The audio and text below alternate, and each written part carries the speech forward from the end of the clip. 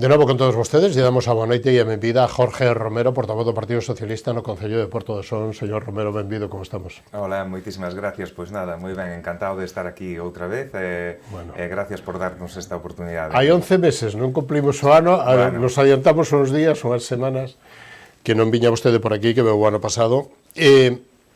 Temos que empezar pola actualidade, e a actualidade son as 7 semanas de borrascas que lles afecta a toda a xente, tanto as de terra, nos baches, nas fochancas que xera, pero tamén a xente do mar. Como lle afectou? Ou que balance ten? Ou que, digamos que, sin ser alcalde, pero que datos ten das incidencias que provocou estas riadas no Concello de Porto do Son? Bueno, pois a verdade é que estamos nunha situación complicada, non? A xente do mar está o pasando mal, non se pode ir ao mar realmente, levamos 2 meses prácticamente sen que esta xente poda traballar, e, bueno, a situación é complicada, non? Agora mesmo, no noso Concello comezou o plan do Oudizo, non puderon ir a faenar ningún día todavía, perderon o mes de febreiro completo, en xaneiro xa non van, pero de momento non poden faenar. É como tantas outras artes, non? Que non, o cerco estaba parado, agora volven a subir os barcos a pescar, pero a verdade é que a situación é bastante complicada para a xente do mar e da terra tamén, non?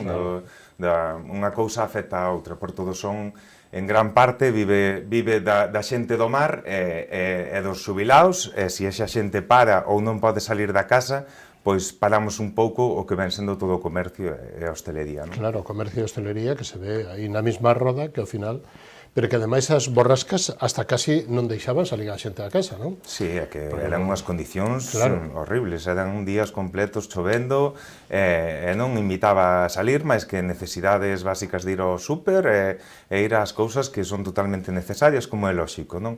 E, bueno, gracias a Dios, parece que non botemos as campanas ao bombe, non, como din, pero eu creo que se vexa a luz ao final do túnel. Acabarase, xa lá. Arriba. E como foi o carnaval? Pudo haber carnaval e celebración? Sí, bueno, eu creo que foi como na maioría de concellos en canto ao tempo se refire, non? Pois puderonse celebrar, aínda que o noso día grande, que é o lunes, túvose que cancelar e pasar para o domingo, como en tantos outros lugares, polas condicións meteorolóxicas. Pero pudo. O domingo, gracias a Deus, púdose salir á calle e púdose disfrutar un pouquiño, sobre todo tamén os nenos, non? Que é outra das persoas que necesitaban este chute de sol e de poder salir á calle e andar pola calle e, por suposto, celebrar os carnavales. Emocionalmente afecta moito. Moitísimo, moitísimo. Moito. Bueno, se lle parece, entramos de cheo, que a convocatoria, a actualidade e as borrascas, a ver se nos deixan un pouquiño aparte. Estamos a 3 anos de xestión. O ano que ven hai examen, vale? Pero hai eleccións no mes de maio.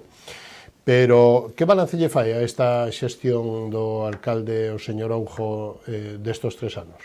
Bueno, eu creo que pois non cambiou nada do ano pasado a este ano, non? En canto a funcionamento do Concello se refire. Seguimos nunha parálise técnica, realmente anúncianse moitas obras, anúnciase moito contido, pero a realidade é que facer non estamos vendo que se faga nada. Anunciase o Colexio de Portosín, o Centro de Saúde de Porto do Son, agora chega un investimento para facer unha pista deportiva, ampliar o complexo deportivo da Tarela, pero realmente vemos que esos proxectos non chegan a materializarse, non?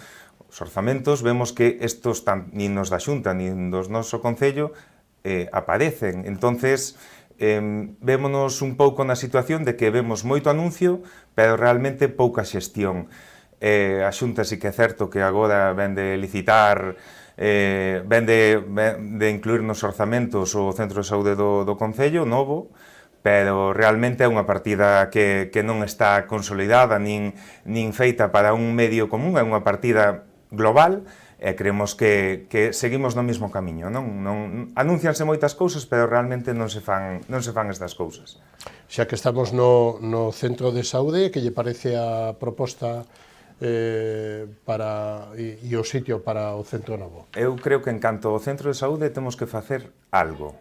E ese algo refírome a que o actual as condicións nas que está non son as adecuadas, porque o centro de saúde está nunha zona moi próxima ao mar, está moi deteriorado pola falta de inversión que ven faltando neste espacio, pero tampouco creo que a solución sea esa nova ubicación onde se vai a ubicar, nin tampouco rexeitar o que temos, porque o que temos perfectamente cunha inversión adecuada e actualizada, e sobre todo chea de contido e de servicios e de profesionais, eu creo que sería perfectamente válida.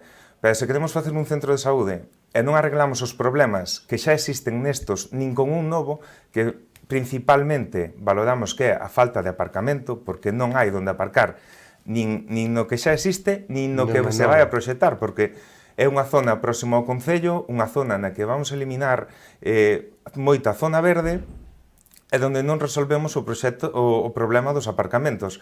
Entonces consideramos que non é unha ubicación oportuna. Obviamente hai que buscar unha que este próxima ao centro da vila, pero tamén hai que poñer as cousas fáciles á xente que vive nas parroquias e que ten que facer uso dese centro de saúde, cas súas persoas maiores que teñen que traer e teñen que, pois, en moitos casos, ou aparcar durante un momento e deixalos ali de mala maneira, e creemos que, se vamos a facer un novo, isto hai que solucionalo. Valóreme os orzamentos para este ano 26, 12,9 millóns de euros e todo o que queira comentar deles. Sí, bueno, eu creo que en canto aos orzamentos levamos uns cantos anos no que vamos aumentando ano a ano a cantidade, pero que realmente do que falamos, cando falamos de nivel de execución dos orzamentos, estamos falando en torno a un 65% deles. Obras que se anuncian ano tras ano van orzamentadas e non se executan. Entonces, cada ano vamos aumentando estes orzamentos. Outro dos grandes motivos polo que aumentan estes orzamentos é a presión fiscal que lle estamos facendo aos nosos veciños, non últimamente.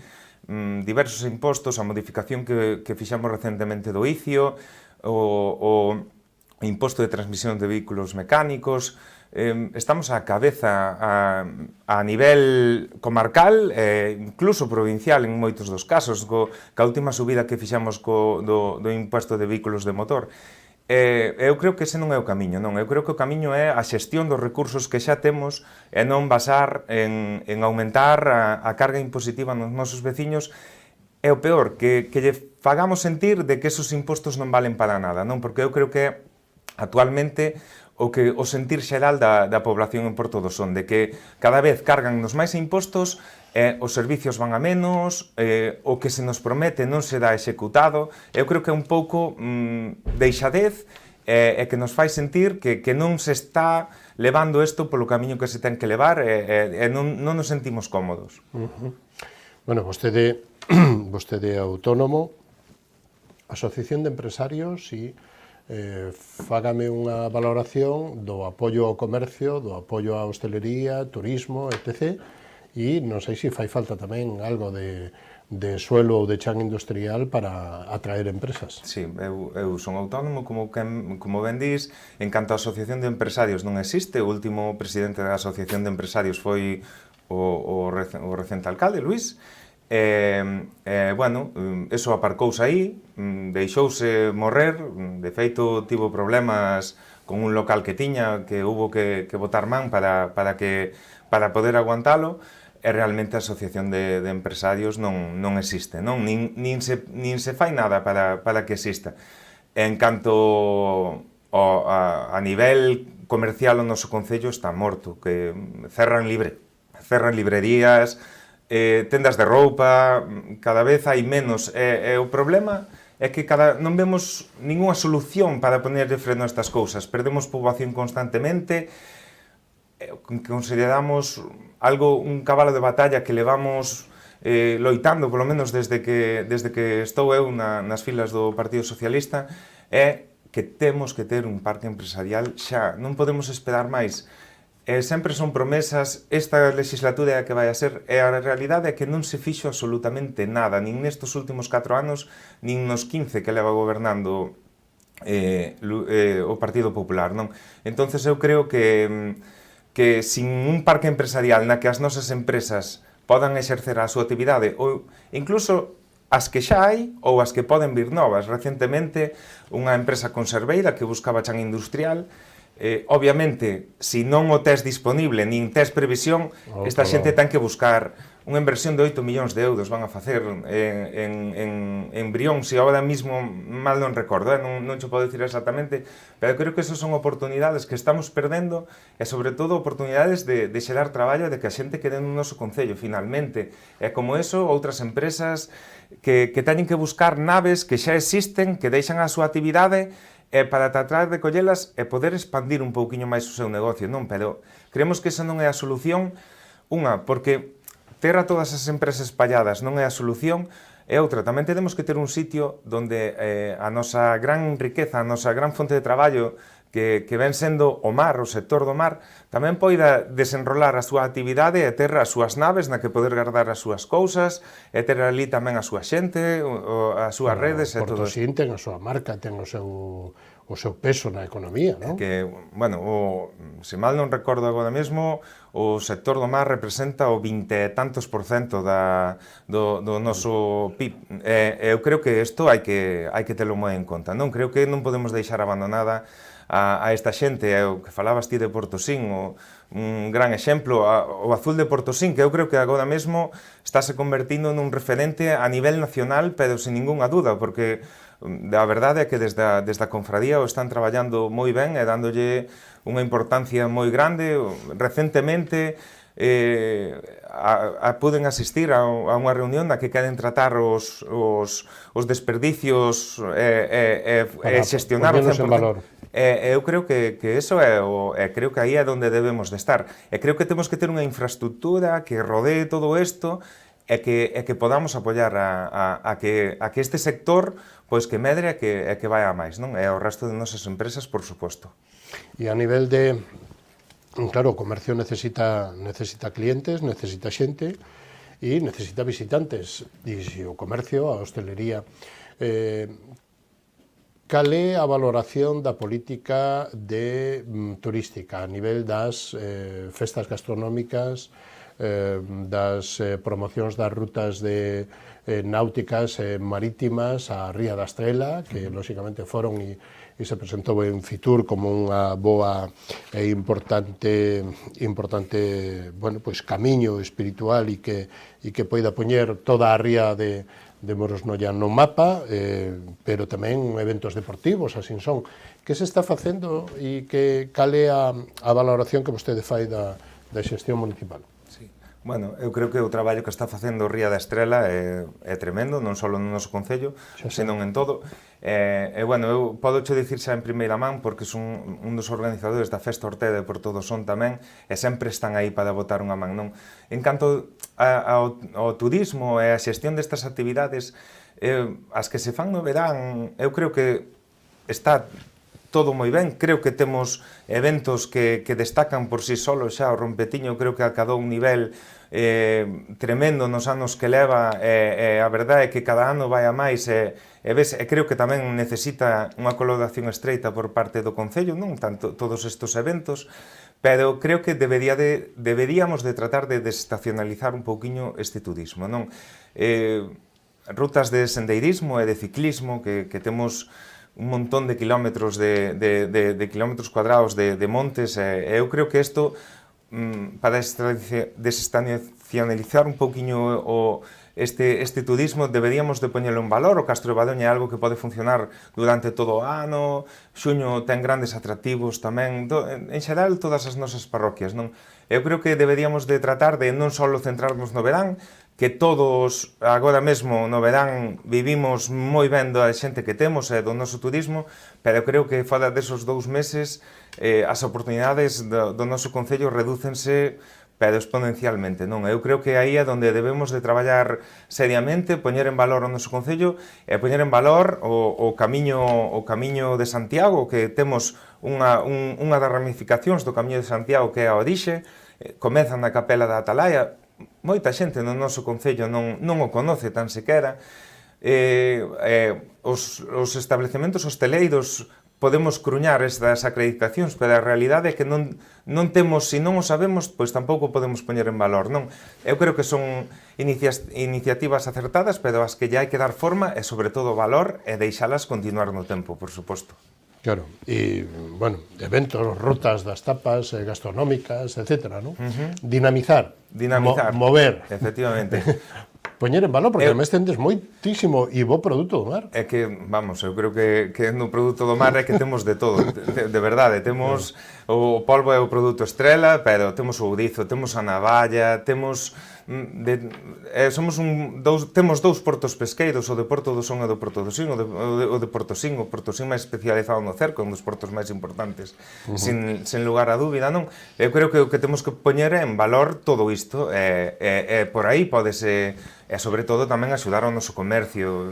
Hai distintas opcións, non? Pero poñerlo fácil cos baixos comerciais, un pouquiño menos de burocracia que hai en todos lados, nun concello como o noso, que temos que tratar de manter isto, pois eu creo que hai que ir nesa senda, non? É tratar de que o pouco que xa temos non peche, é polo menos que veña algo máis, sabes? Imos ás parroquias, como están? Bueno, pois as parroquias de momento abandonadas, como ben dixeches que dá pouco máis dun ano para as eleccións, xa che pronostico que en 4 ou 5 meses vamos a ter obras por todos os lados, pero creemos que esa non é a solución. As parroquias están totalmente abandonadas, pero isto é de esta legislatura e de todas. Non se lle bota man hasta que chegan as eleccións, arranxos de camiños, puntos de luz que fan falta por todas as zonas. Recentemente tivemos a problemática que nós quixemos tratar dun xeito especial, que é a dos postes de telefonía e de luz que caen por todos lados pola edad que teñen estos, aínda que non sea responsabilidade directa do Concello, a responsabilidade do Concello é garantir a seguridade dos nosos cidadáns. E iso pasa por exixirlle ás empresas que coiden estes postes. E recentemente vemos que por fin se bota man desto e lle estamos poñendo un pouco de frente, non? Pero creo que as parroquias que hai que contar con elas e hai que atendelas. Instalacións públicas, os colexios, os centros deportivos, falaba antes do centro da Tarela, faga un paquete. O paquete é a falta de mantemento completa, de todos. O complexo deportivo da Tarela é un complexo na que as máquinas que están ali están apelotonadas, están acabadas a súa vida útil porque non se lle fai ningún tipo de mantenimento. Eu creo que é algo que hai que mirar. Antes de ampliar instalacións, que consideramos que é completamente necesario ampliar esas instalacións, hai que mantelas. Por poñerche outro exemplo da pista do complexo deportivo da Tarela, a pista de pádel fai como 4 meses, 5 meses que non se pode utilizar porque rompeu un cristal. Ese cristal sigue sen poñer, a instalación está oxidada, é algo que se lle está dando uso e que temos queixas por elo, pero sigue sin invertirse nelo. Non che quero falar xa dos polideportivos, que todos non sei se é algo de todos os concellos, porque a verdade é que o escoito moi asiduamente, pero eu creo que aí hai que meter man, e as empresas que traballan nestas instalacións públicas e haberá que meter man e exixir que teñen estas instalacións que cando se fagan, que se fagan ben, pero sobre todo os mantenementos, pistas que resbalan, pistas nas que hai lesións. Eu creo que é un tema bastante serio e o que hai que facer caso é que creemos que desde o Concello que non se lle está dando a importancia que merece, dende logo. Como está o saneamento do Concello? O saneamento debería de estar rematado, pero bueno, quedan zonas nas que aínda faltan. Na Guieira queda unha zona, na Guieira, que é a cerquiña do núcleo urbano de Porto do Son, queda unha zona moi grande. As aldeas, por suposto, hai moitísimo traballo que facer, aínda que sabemos que son zonas máis complicadas. O noso concello é un concello moi extenso, e temos 154 núcleos de población, e sabemos que é algo moi difícil, pero temos o saneamento é o principal, e sobre todo a rede de abastecemento de augas, que eu creo que neste momento é no que temos que facer máis fincapé, sin olvidar o saneamento, por suposto, nas zonas que falta, pero o abastecemento de augas na zona sur do noso concello é complicado. Temos que arreglar esa situación da parte de Badoña para o sur do concello, non? Xuño, San Pedro de Muro, a parte norte non ten tantos problemas, aínda que os ten, pero creemos que é algo complicado, hai un interés real e unha demanda por arreglar estas situacións, e creo que o temos que facer, non? E tamén as traídas comunais de veciños que toda a vida foron autoxestionadas, que hai núcleos de población que queren mellorar os seus abastecementos. Eu creo que por aí que temos que tratar de darlle solucións reais e poñernos da man deles para traballar e para garantir este abastecemento, non? Sin ninguna dúbida, vamos. Cal é a súa lectura e postura sobre a Serra do Barbanza e, lóxicamente, pois agora mandar o lixo a Sogama, con ese convenio que se fixo na Mancomunidade Serra do Barbanza, e a deuda contraída polo Concello? Bueno, a deuda é un problema que está aí. Durante moitos anos pasouse deste tema. O noso alcalde foi presidente da Mancomunidade durante un tempo. Sí, é rotatorio. É rotatorio, pero eu creo que non se lle puxo o interés que realmente tiña, non? Estamos falando dunha planta que ten unha plantilla de 170 persoas. E a verdade é que a min, neste momento, é o que máis me preocupa, sabe? A situación desas persoas que moitas traballan tamén no noso concello e que lle temos que dar unha situación real. Eles non están para escoitarnos de que a culpa é túa ou é miña. Están aquí para intentar que busquemos unha solución e buscarlla que sea unha solución lóxica. Esa planta deixouse morrer por falta de atención. Foi un proxecto innovador que parteu por parte do noso alcalde socialista, de Ramón Quintáns, e creemos que foi pioneira a nivel europeo incluso, e que se podía chegar a moito máis con ela, se non fose pola deixadez dos concellos aos que nunca entraron cunha idea clara, non desta xestión. E creemos que agora mesmo pois, estamos nunha situación moi complicada, sobre todo para os traballadores, e que lle temos que dar certezas, porque son 170 persoas que non todas van a poder quedar aí, e que hai que buscar unha solución, porque se só queda a recollida e non hai o tratamento, onde se vai a meter o resto da xente? Temos un problema serio que estamos falando dunhas 100 persoas que temos que buscarlle unha solución, porque nós lle buscamos estes problemas, eu considero así, dende logo. Quedanos, o tempo corre máis que do que me gustaría, señor Romero, pero quedanos un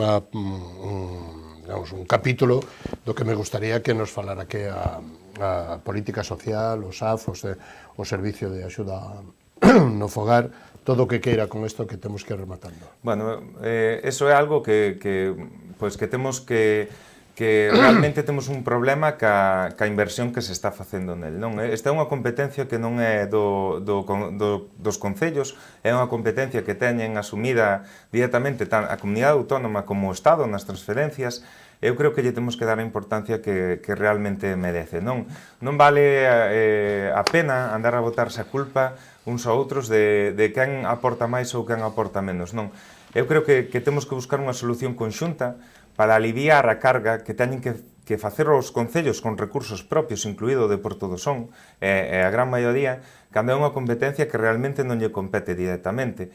En este punto, a Xunta ten moito máis que facer, tamén o Estado, pero a Xunta tamén ten moito máis que facer, facendo chegar esos cartos realmente ao noso concello e aportando cada vez máis, porque este é un problema que cada día vai a ser maior, todos o sabemos, que cada vez hai máis presión sobre este tema, e eu creo que temos que a financiamento do mesmo ten que ser moi superior, e sobre todo sacarlle a este nivel de aportación do Concello, sacarlo para que o Concello poda asumir as súas propias competencias con naturalidade, non?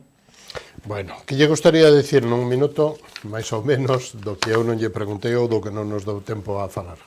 Bueno, a min o que me gustaría é dicir que non dar un sentimento positivo do noso Concello. O noso Concello ten moitísimas oportunidades, simplemente o temos que levar a cabo, non? Eu creo que é fundamental o que xa dixen, que teñamos un polígono industrial, chan industrial, para que empresas que se queiran montar no noso Concello se podan montar, que a nosa xuventude non escapa porque non ten a donde irse, que a nosa xente teña onde construir unha casa, non só nos núcleos urbanos, sino nos núcleos rurais, que temos moitísimos, e por culpa dun pexón novo que realmente non solucionou estes problemas, pois eu creo que temos que dar vivenda para a xente que queira quedar no noso concello, aínda que neste momento traballe en outros que temos limítrofes, que son moi grandes, como son Boiro ou como son Ribeira, pero que queiran unha calidade de vida superior como a que podemos ofrecer nós nas nosas aldeas, pois creo que estas dúas cousas teñen que ir da man. E sobre todo, coidar aos nosos rapaces, coidar aos nosos centros educativos, como